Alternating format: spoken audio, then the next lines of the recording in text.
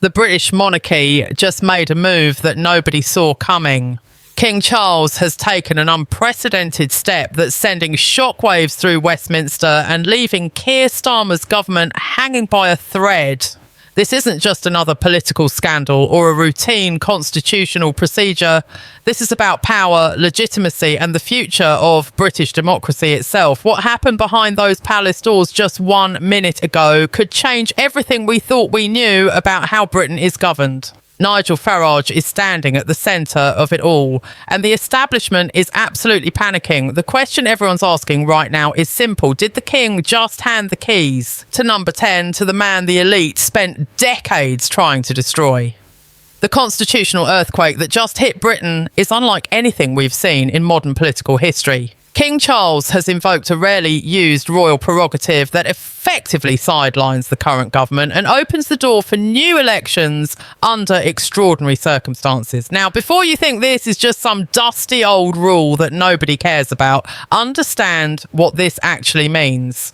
The monarch has the constitutional right to dismiss a government if it's lost the confidence of the people or if it's operating in a way that threatens the stability of the nation. This power hasn't been used in Britain for generations, but the historical precedent is there, and Charles just pulled the trigger. Keir Starmer's Labour government has been crumbling for months now. The polls have been devastating. Public trust has evaporated. The economic policies that Labour promised would save the working class have instead driven inflation higher and pushed small businesses to the brink. The immigration crisis has spiralled completely out of control, with towns and cities across Britain struggling to cope with the sheer numbers arriving every single day. Crime is up. The NHS is collapsing under the weight of demand. Energy bills still crippling ordinary families. And what has Starmer done? He's doubled down on the same failed globalist agenda that brought Britain to its knees in the first place. But here's where it gets really interesting. Nigel Farage and his Reform UK party have been surging in every single poll. They're not just gaining ground, they're demolishing the competition. In recent constituency surveys, Reform UK has been polling ahead of both Labour and the Conservatives in dozens of seats across the country. The people are waking up. They're realising that the establishment parties, whether red or blue, have been playing them for fools for decades.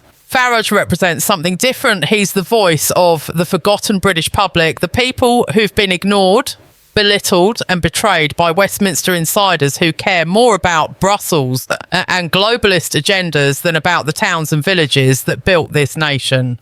Now, the mainstream media is going into absolute meltdown trying to spin this. They're calling it a constitutional crisis. They're claiming that King Charles has overstepped his bounds. They're wheeling out every talking head they can find to tell you that this is dangerous, that it's undemocratic, that it's a threat to the very fabric of British society. But let's be real for a second. The same people clutching their pearls right now are the ones who've been perfectly happy to watch unelected bureaucrats in Brussels dictate British laws for years. They had no problem with the deep state weaponising every institution against Brexit. They didn't say a word when the establishment tried to overturn the referendum result that 17.4 million people voted for.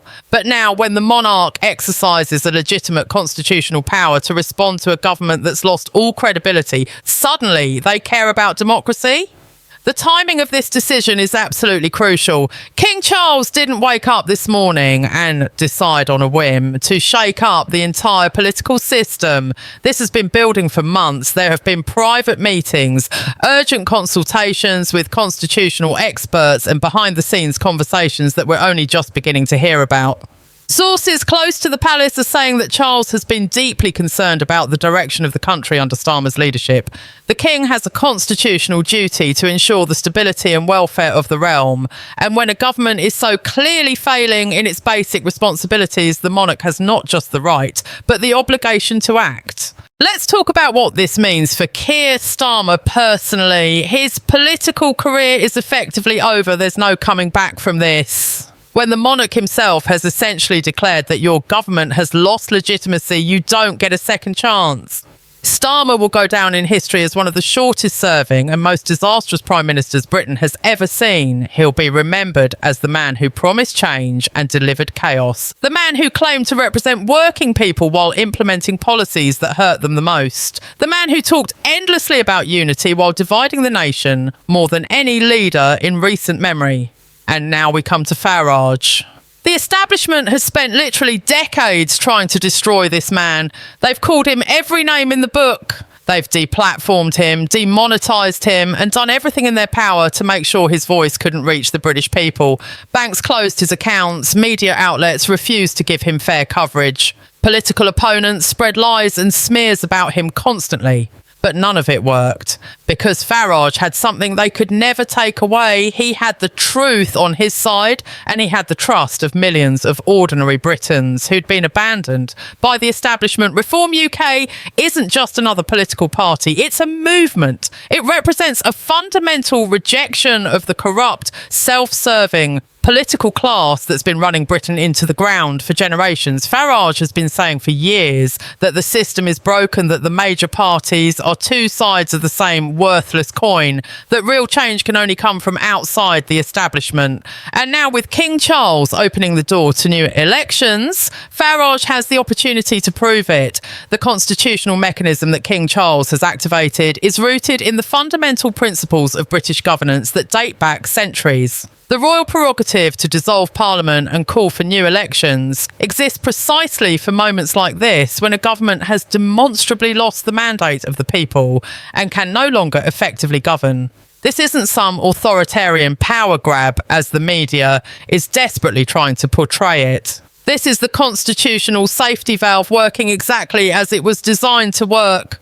The British system has always maintained this ultimate check on governmental power, ensuring that no Prime Minister can cling to office when they've completely lost the confidence of the nation. Charles hasn't invented new powers or broken constitutional norms. He's simply exercised an authority that every British monarch has possessed, but rarely needed to use because governments typically have the decency to step down before it reaches this point. The evidence supporting this dramatic intervention has been mounting for months, and it's impossible to ignore.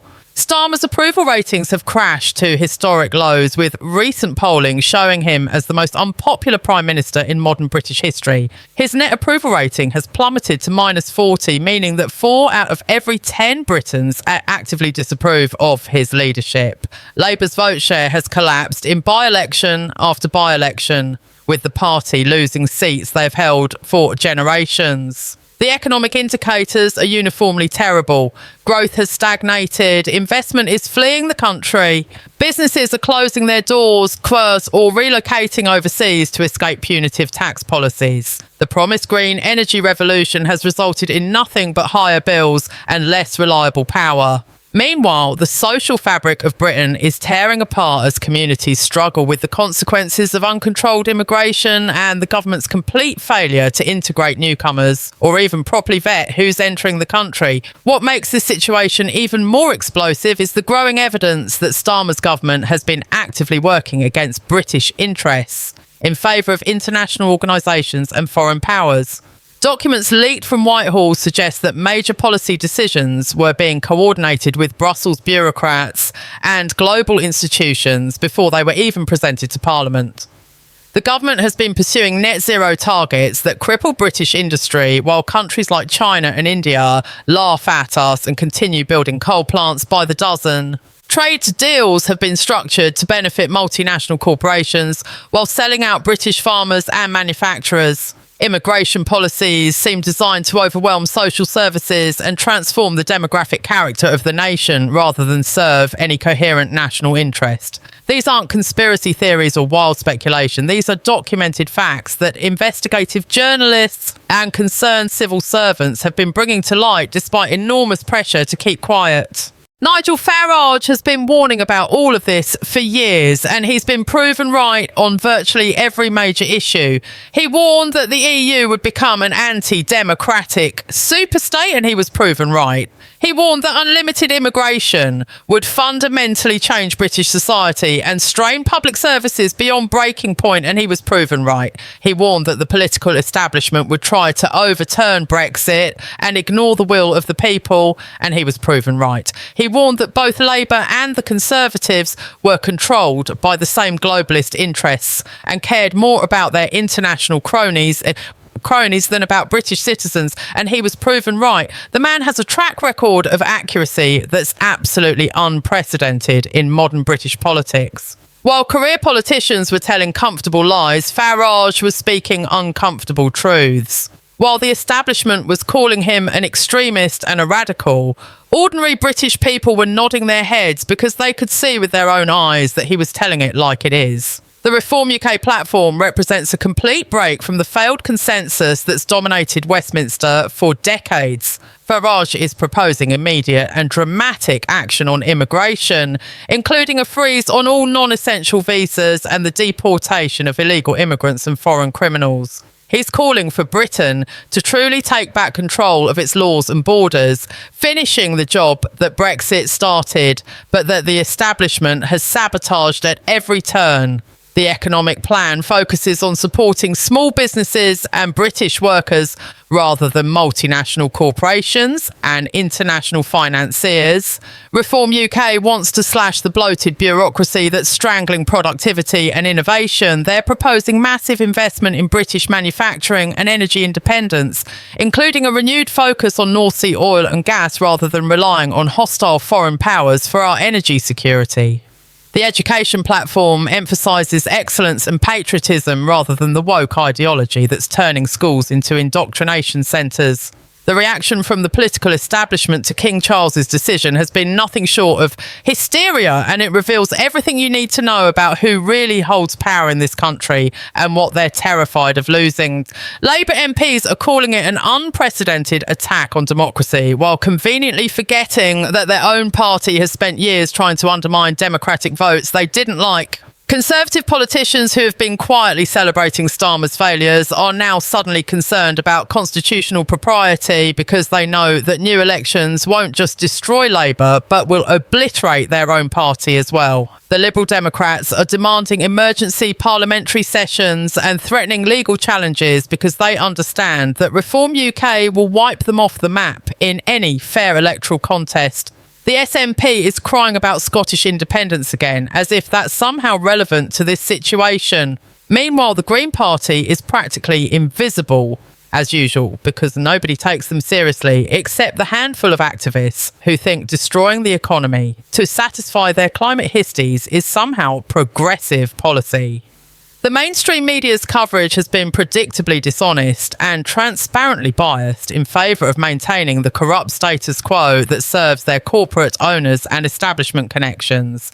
The BC has been running non-stop segments featuring constitutional experts who all happen to think that King Charles has made a terrible mistake and that parliamentary democracy is under threat. Sky News has been platforming Labour politicians and their allies to denounce this decision without giving equal time to the millions of British citizens who are celebrating the fact that Starmer's disastrous government is finally being held accountable.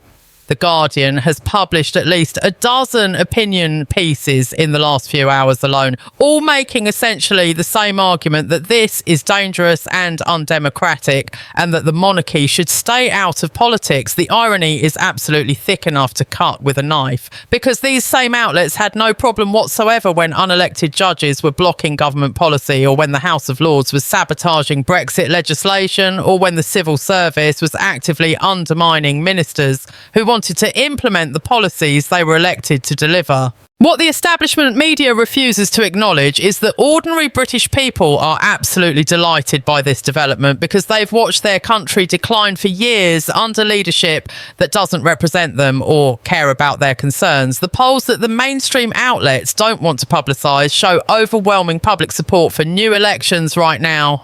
Social media is exploding with British citizens expressing relief and hope that finally something is being done about the catastrophic failure of governance they've been living under.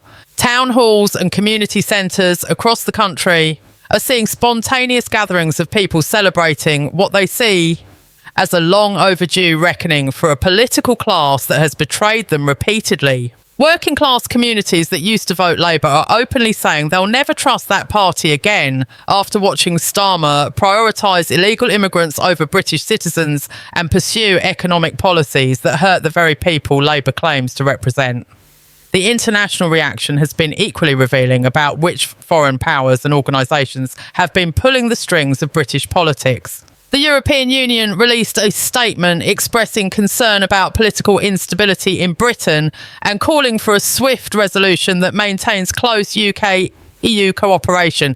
Translation, they're terrified that Farage will actually deliver the real Brexit they've spent years trying to prevent. The United Nations weighed in with some nonsense about the importance of stable democratic governance, which is rich coming from an organisation that includes some of the world's worst dictatorships and has never been elected by anyone. Various international financial institutions and global organisations have issued warnings about market uncertainty and the need for policy continuity, which really means they're worried that their gravy train of influence over British policy is about to be derailed. The American establishment and its deep state operatives are clearly concerned as well, given the leaked cables showing State Department officials discussing contingency plans for dealing with a Farage-led government that won't be as compliant with their agenda. Behind all this panic and manufactured outrage lies a simple truth that the establishment cannot admit publicly, but that everyone paying attention already know. They're not afraid of constitutional crisis or democratic instability or any of the high-minded concerns they're claiming to have. They're afraid of losing power and losing access to the levers of control they've monopolised for generations. They're afraid that British voters will finally have a genuine choice between the failed establishment consensus and a genuinely different vision for the country's future. They're afraid that Nigel Farage and Reform UK will actually get the chance to implement policies that put British citizens first and national sovereignty above globalist ideology. They're afraid that their decades-long project of transforming Britain into just another province of a borderless global system will be rejected by the people who actually live here and